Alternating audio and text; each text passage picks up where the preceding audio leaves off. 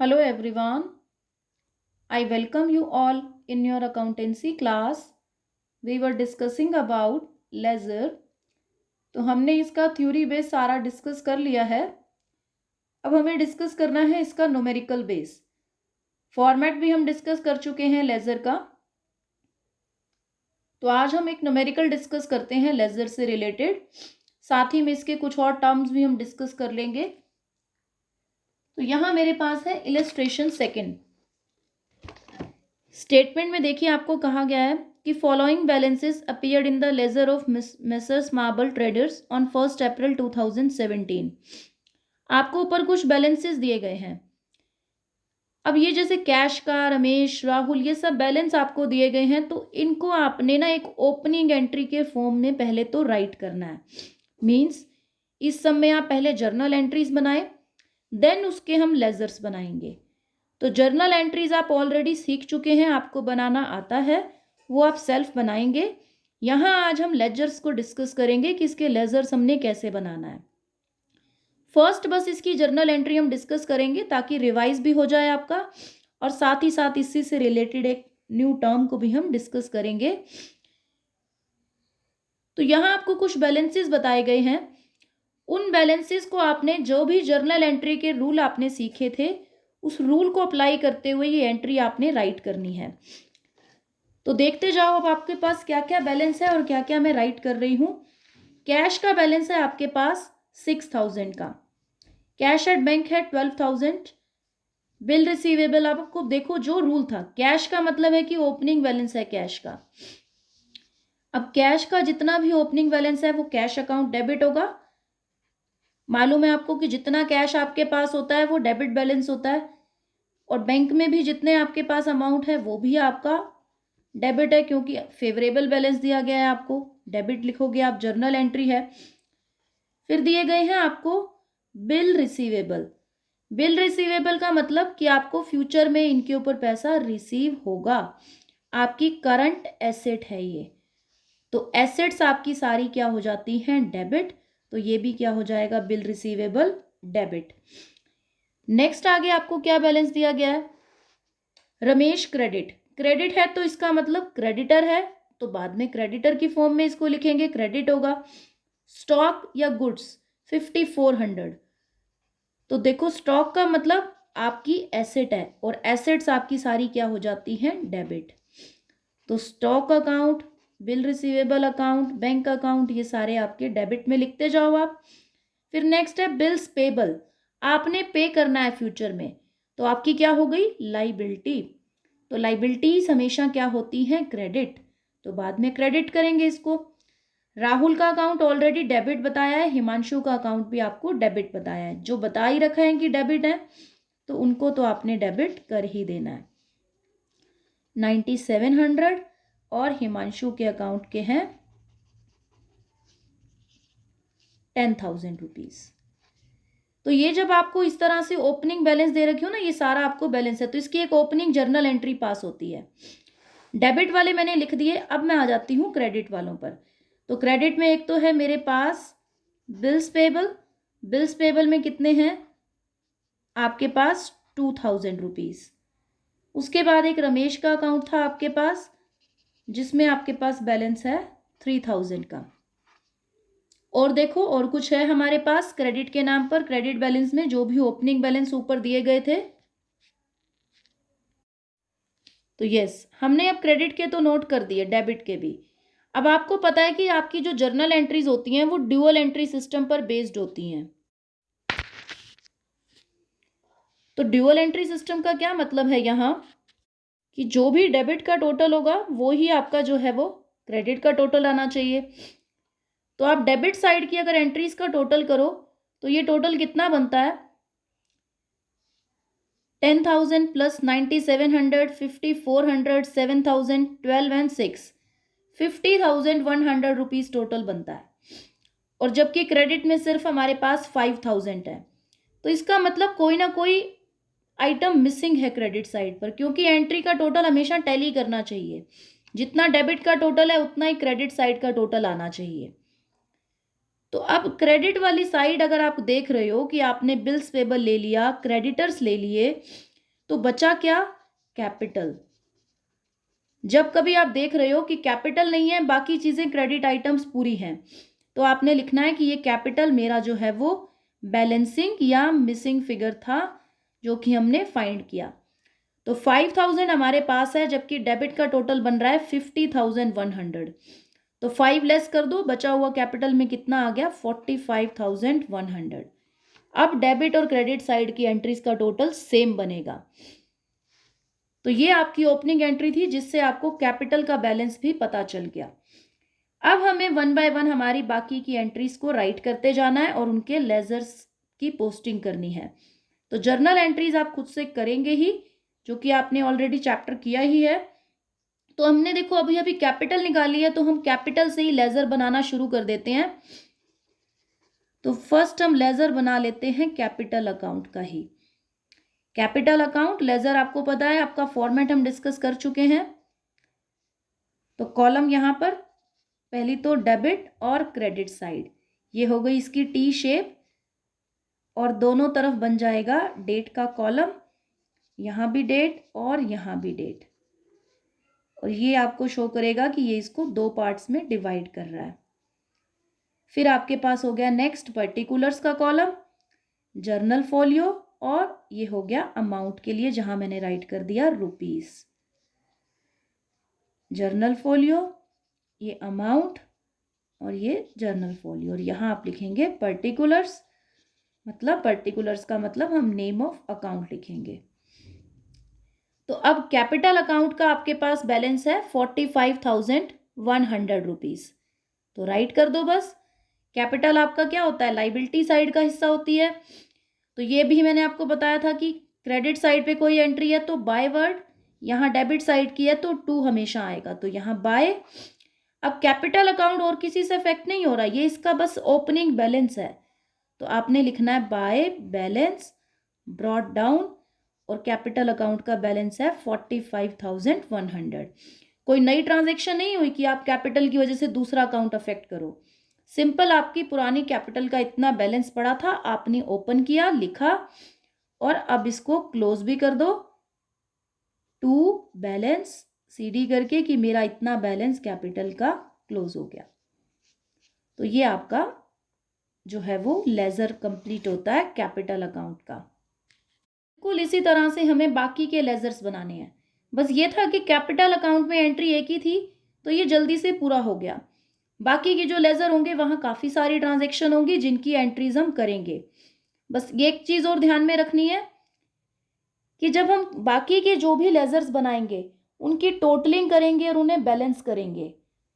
ये चीज़ हमें ध्यान रखना है कि यहाँ तो कुछ था नहीं तो हमने बस इसको क्लोज कर दिया।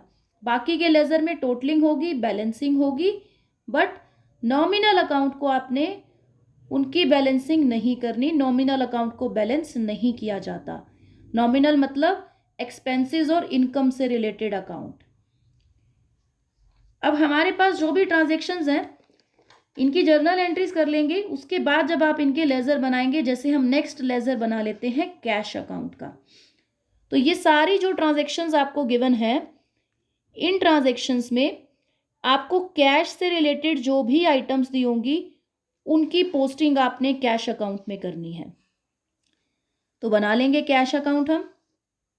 ये हो गई आपकी टी शेप, यहाँ हो गया डेट का कॉलम, जो भी डेट होगी उस डेट के अकॉर्डिंग पोस्टिंग होती जाएगी आपकी। डेट, और इस साइड भी डेट का कॉलम बना दो।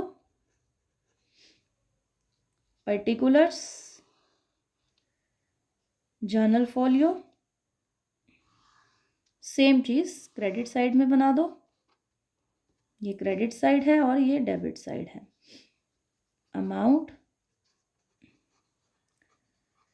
अब यहां वही वाली बात सारी याद रखनी है आपको, जो आपको मैंने लेजर के पहले जब वीडियो में बताई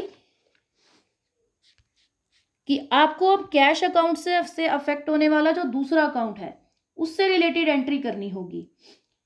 तो अब एक एक करके ट्रांजैक्शन देखते जाओ और ये देखो कि कैश से रिलेटेड कौन कौन सी ट्रांजैक्शंस हैं। और अगर आपने जर्नल बनाई हुई होंगी तो आपके लिए और इजी हो जाएगा, बिकॉज आपको क्लियरली दिखेगा कि कैश अकाउंट कहाँ कहाँ यूज हो रहा है। जैसे अगर जब आप जर्नल बना लोगे तो जर्नल एंट्रीज में आप इजीली देख पाओगे, जैसे कि ये आपकी 3 अप्रैल की जो एंट्री है, यहाँ पर हमने जो है वो कैश ट्रांजेक्शन की है कि received cash from Rahul in full settlement 9200। आपने राहुल से ऊपर देखो लेना कितना था, 9700। उसने आपको 9200 में फुल सेटलमेंट कर दी, तो इसका मतलब आपने 500 रुपीज़ का डिस्काउंट अलाउ किया, तो आपने जर्नल एंट्री तो उसकी बना दी, cash account debit, discount allowed, और राहुल ने आपको दिया है, गिवर है तो राहुल क्रेडिट हुआ। ये रूल्स वगैरह सब कुछ हम ऑलरेडी डिस्कस कर चुके हैं हमारे जर्नल के चैप्टर में। तो अब कैश का जो लेजर है, कैश के लेजर में आ जाओ। आप देखो कि आपने क्या जर्नल एंट्री बनाई है। आपने यहाँ जर्नल एंट्री की है कैश अकाउंट में आपको मनी रिसीव हो रही है, कैश आ रहा है बिजनेस में, तो कैश अकाउंट क्या हो जाएगा, डेबिट। रूल आपका क्या कहता है रियल अकाउंट का, डेबिट व्हाट कम्स इन, कि आपके बिजनेस में क्या आ रहा है।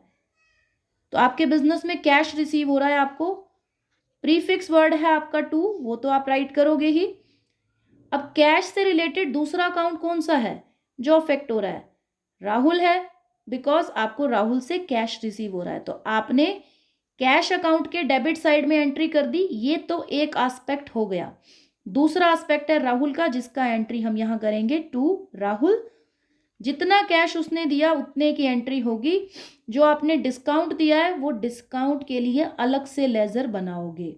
यहाँ सिर्फ जितना राहुल से कैश रिसीव किया उसकी एंट्री आपने पोस्टिंग कर दी, दैट्स ऑल।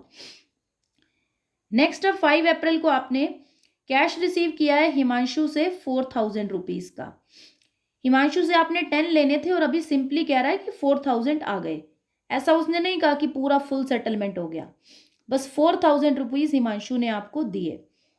कैश आ रहा है बिजनेस में, तो रियल अकाउंट है, डेबिट व्हाट कम्स इन, यही रूल होता है। तो कैश बिजनेस में आ रहा है तो कैश अकाउंट की कौन सी वाली साइड यूज होगी, डेबिट साइड। एंट्री करो टू, और किसकी वजह से कैश आ रहा है, हिमांशु, तो हिमांशु वाला एस्पेक्ट रिकॉर्ड हो जाएगा 4000 रुपीज। नेक्स्ट उसके बाद 10 डेट की एंट्री है cash receive from Manish 3000। Manish ने 3000 रुपीज जो है वो कैश आपको रिसीव हुआ है, तो बिजनेस में कैश आ रहा है, कैश अकाउंट डेबिट होगा, तो डेबिट साइड पे आ जाए कैश अकाउंट की। दे कौन रहा है, मनीष, तो एंट्री कर दो टू मनीष, और 3000 रुपीज मनीष से आपको रिसीव हो रहे हैं। देन नेक्स्ट आपकी एंट्री है कैश सेल की है 6000 की। अब सेल करने से भी तो कैश आ रहा है बिजनेस में, तो डेबिट व्हाट कम्स इन, यही रूल होता है, डेबिट साइड पे एंट्री करोगे, और किस वजह से कैश आ रहा है, सेल करने की वजह से, तो एंट्री क्या होगी टू सेल्स, और कितने की आपने सेल की है 6000 की, तो 6000 से एंट्री डाल दी आपने कैश अकाउंट में। देन नेक्स्ट आपकी 15 डेट की एंट्री है cash paid to Ramesh in full settlement. आपने 3700 रुपीज जो है वो मनी जो है पे किया है रमेश को, और रमेश के आपने जो है कितने अमाउंट देना था, ऑलरेडी 3000 देना था आपने, उसके बाद आपने रमेश से कुछ और भी परचेज की है। यस, आपने जो है वो 8000 रुपीज की परचेज और भी की है। तो फिलहाल आप जितना पे कर रहे हो उसकी बात करेंगे। आपने 3700 रुपीज रमेश को पेमेंट दी है। अब कैश बाहर जा रहा है बिजनेस से, तो कैश अकाउंट क्या हो जाएगा, क्रेडिट। तो मैं क्रेडिट साइड पर आ जाती हूँ कैश अकाउंट की। बाय, हमने जिसको भी दिया है कैश उसके नाम से एंट्री हो जाएगी बाय रमेश 3700। जितना एक्चुअल में पे हुआ है ना उसकी एंट्री होगी, डिस्काउंट की एंट्री यहाँ नहीं करनी, डिस्काउंट के लिए अलग से लेजर बनाओगे। तो बस ये ध्यान रखो अब कि जिस भी नाम से आपने लेजर अकाउंट जो है बनाना है, जो भी लेजर आप बना रहे हो, जैसे फिलहाल मैं कैश अकाउंट बना रही हूँ, तो कैश अकाउंट में खुद कैश वर्ड नहीं यूज करना, क्योंकि वो तो आपने कैश अकाउंट बना लिया। कैश से रिलेटेड जो दूसरा अकाउंट अफेक्ट हो रहा है ना उसकी एंट्री आपने करनी है। वो अब डिपेंड करेगा कि डेबिट में है या क्रेडिट में है एंट्री। नेक्स्ट उसके बाद कैश से रिलेटेड ट्रांजैक्शन क्या है हमारे पास, कैश रिसीव फ्रॉम कुशल 6000। आ रहा है बिजनेस में कैश, डेबिट साइड पे एंट्री कर दो और कुशल के नाम से एंट्री हो जाएगी, कुशल ने पे किया है आपको कैश। नेक्स्ट हमारे पास अब क्या एंट्री होगी, आपने स्टेशनरी के लिए पेमेंट की है 100 रुपीज की और पोस्टेज चार्जेस 60 रुपीज के पे किए हैं। बिजनेस से कैश बाहर जा रहा है, क्रेडिट साइड पे एंट्री होगी। स्टेशनरी के लिए जो पे किया है वो स्टेशनरी अकाउंट के थ्रू एंट्री कर दो, 100 रुपीज और 60 रुपीज बाय पोस्टेज। फिर आपने सैलरीज पे की हैं 2500 की, तो बाय सैलरीज अकाउंट। पेमेंट करोगे तो क्रेडिट साइड से, रिसीव करना है तो डेबिट पे। नेक्स्ट हमारे पास क्या है, उसके अलावा कैश से रिलेटेड और कोई ट्रांजेक्शन है, हम चेक कर लेते हैं। तो यस, 20 अप्रैल को हमने ट्रेड एक्सपेंसेस पे किए हैं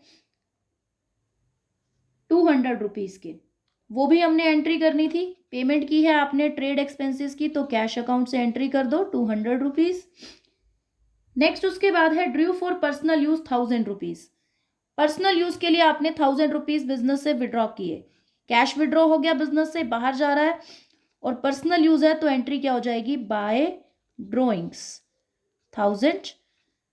अब ये सब आपने कर लिया, सारी एंट्रीज हमारी कैश अकाउंट से रिलेटेड हमने पोस्टिंग कर दी। अब आपको एक काम करना है, डेबिट और क्रेडिट दोनों साइड्स का आपने कर लेना है टोटल और देखना है कि कौन सी साइड जो है वो किससे बड़ी आ रही है। वैसे भी कैश अकाउंट है तो हमेशा ही आपको डेबिट साइड जो है वो बड़ी मिलेगी। ऐसा क्यों? क्योंकि डेबिट साइड में आप रिसीविंग लिखते हो, क्रेडिट में पेमेंट्स। कभी भी आपकी रिसीविंग से ज़्यादा आप पेमेंट कैसे कर सकते हो, मतलब कैश है ही नहीं तो पे कहाँ से करोगे, बेसिक सा लॉजिक है ये। तो अब हम टोटल करेंगे, डेबिट साइड का टोटल बन रहा है आपका 34,200 रुपीज, 34,200। डेबिट साइड का जो टोटल बनेगा दैट विल बी 7,560। तो आपका बैलेंसिंग करने का क्या मतलब होता है, दोनों साइड्स का टोटल करो, जो भी साइड छोटी है, जैसे कि फिलहाल क्रेडिट साइड का जो टोटल है वो है 7,560। तो आप देखो कि ये क्रेडिट साइड कितना छोटी है, जितना क्रेडिट का टोटल आया इसको डेबिट में से माइनस करो। अब यहाँ पर आपको ये पता चलेगा कि मेरी क्रेडिट साइड में जो कमी है वो है 26,640 की, तो वो राइट कर दो अमाउंट, जितना कम बन रहा है, जितने से शॉर्ट है ये क्रेडिट साइड, और उस चीज़ को लिख दो कि ये मेरा है क्लोजिंग बैलेंस, यानी बाय बैलेंस C/D। सी का मतलब है कैरेट, डी का मतलब डाउन, कि हम कैरी करके चल रहे हैं कैश अकाउंट का इतना बैलेंस। क्योंकि पूरा कैश अकाउंट बार बार तो हम नोट नहीं करेंगे ना आने फ्यूचर में। फ्यूचर में हम बात करेंगे कि हमारे कैश अकाउंट का क्लोजिंग बैलेंस जो था वो था 26,640, दोनों तरफ इक्वल हो गया 34,200। तो यहां बेसिकली ये कह रहा है कि कैश अकाउंट की डेबिट साइड जो है ना वो क्रेडिट से 26,640 से बड़ी है, यानी इतना कैश का डेबिट बैलेंस आपके पास लास्ट में बच रहा है, इतना कैश आपके बिजनेस में इस टाइम पर अवेलेबल है। ये यहाँ पर इस बात का मतलब है। आगे भी जितने लेजर बनाओगे उनकी जब आगे लास्ट में बैलेंसिंग करोगे तो उनका जो भी लास्ट फाइनल अमाउंट होगा वहां पर किसी भी साइड शॉर्ट हो सकता है। कैश अकाउंट ही ऐसी बात है जहां हमेशा डेबिट साइड बड़ी आती है।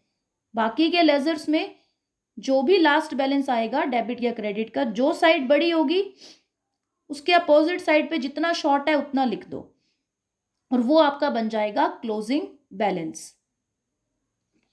तो इसी तरह से आपको बाकी के लेजर्स बनाने हैं। नेक्स्ट अब आप बना लीजिए कोई भी एक और पर्सनल अकाउंट। तो पर्सनल अकाउंट में हम किसी का और पर्सन का अकाउंट बना लेते हैं। फॉर एग्जांपल हम बना लेते हैं राहुल का अकाउंट। तो जो पर्सनल अकाउंट होते हैं उनके नाम के साथ अकाउंट वर्ड लिखने की जरूरत आपको नहीं होती है। तो हमारे जो कॉलम्स हैं वो बना लेते हैं हम, particulars, date, amount, journal folio, particulars and date. अब राहुल से रिलेटेड हमारी जो भी ट्रांजेक्शन्स होंगी वो हम राइट करेंगे। सबसे पहला था राहुल के अकाउंट का डेबिट बैलेंस था ओपनिंग बैलेंस, वो आप राइट कर दो 1 अप्रैल का। तो राहुल के अकाउंट का ओपनिंग बैलेंस यहाँ पर कितना था, टू बैलेंस। ओपन जब बैलेंस को करते हैं तो बीडी लिखते हैं, ब्रॉट डाउन, कि हमने ब्रॉट किया है पिछले ईयर से, 9700 का था। उसके बाद आपने जो राहुल को पेमेंट की है वो देखो कि हमने कितनी पेमेंट की है राहुल को। राहुल से पेमेंट रिसीव करना था हमें, नोट करनी नहीं है, हमें रिसीव करनी है। डेटर है राहुल हमारा, तो रिसीव हो रहा है कैश आपको 9200 रुपीज राहुल से। तो राहुल गिवर है इस केस में। अगर गिवर है तो क्या होगा, क्रेडिट होगा, credit the giver, credit side पे आ जाएंगे राहुल के अकाउंट की। बाय कैश, राहुल से जितना कैश रिसीव हुआ था 9200 का, वो आपने रिकॉर्ड कर दिया। बट इसने कहा था कि आपने राहुल के अकाउंट को पूरी तरह सेटल कर दिया 9200 रिसीव करके। हमने जर्नल एंट्री क्या बनाई थी कि कितना कैश रिसीव हो रहा है और हमने कितना डिस्काउंट अलाउ किया है राहुल को। तो जर्नल एंट्री के टाइम देखो राहुल के अकाउंट में हमने कितने ट्रांसफर किए थे कि हमने 9700 से राहुल का अकाउंट क्लियर कर दिया था, यही एंट्री की थी हमने। ये हम देख सकते हैं यहाँ पर 9700 रुपीज से राहुल का अकाउंट क्रेडिट हो रहा है। तो राहुल के क्रेडिट के में आपको 9700 रुपीज क्रेडिट करने हैं, बट 2 पार्ट्स में जाएंगे। एक, जितना कैश रिसीव हो रहा है, नंबर 2, जितना आप उसको डिस्काउंट अलाउ कर रहे हो 500 का। तो उसी तरह से आपने एंट्री करनी है। By cash 9200, bye discount allowed 500 rupees.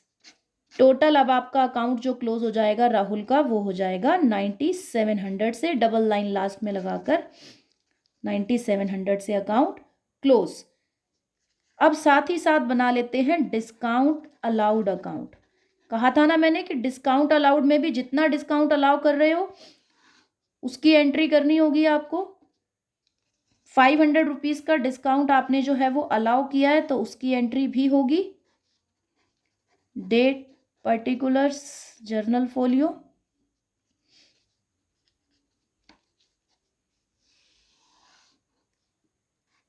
तो डिस्काउंट अलाउड आपका क्या है, यहां पर एक्सपेंस है, खर्चा है। तो रूल क्या कहता है आपका, debit all the expenses, credit all the income and gains. तो खर्चे सारे डेबिट होते हैं, एक्सपेंसेस तो डेबिट होगा डिस्काउंट अलाउड। क्यों, बिकॉज आपके लिए क्या होता है, एक तरह से लॉस है कि आपको पेमेंट अब कम रिसीव होगी। तो डेबिट साइड पे आ जाओ डिस्काउंट अलाउड की। कितना डिस्काउंट अलाउ किया है आपने, 500 रुपीज का। और किसको अलाउ किया है, राहुल को। तो एंट्री क्या कर दोगे, टू राहुल 500 रुपीज से। तो ये जो आपके खर्चे से रिलेटेड अकाउंट होते हैं इनकी कोई बैलेंसिंग वगैरह आप नहीं करते हो, तो इसको बैलेंस नहीं करोगे, इसको बस आपने लास्ट यहीं पर जो है वो क्लोज कर देना है। इसके लिए कोई बैलेंसिंग नहीं करनी, इसका कोई भी क्लोजिंग या ओपनिंग बैलेंस वगैरह आप यहाँ कुछ नहीं राइट करोगे। तो यहाँ एक ट्रांजेक्शन से रिलेटेड देखो 3 अकाउंट बने कि राहुल से पेमेंट रिसीव हुई कैश में, कैश अकाउंट में गया, राहुल ने पेमेंट दी राहुल के अकाउंट में, हमने डिस्काउंट अलाउ किया तो डिस्काउंट का भी लेजर बनाया। राहुल का अकाउंट 97 से क्लियर हो गया तो राहुल के अकाउंट में हमने फाइनल क्लोजिंग भी दिखा दी। तो इस तरह से आपको सारे के सारे लेजर्स को कवर करना है।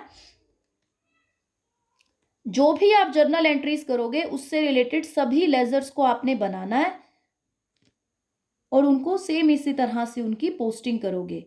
That's all for today. Numericals को ट्राई करेंगे आप। Thank you so much.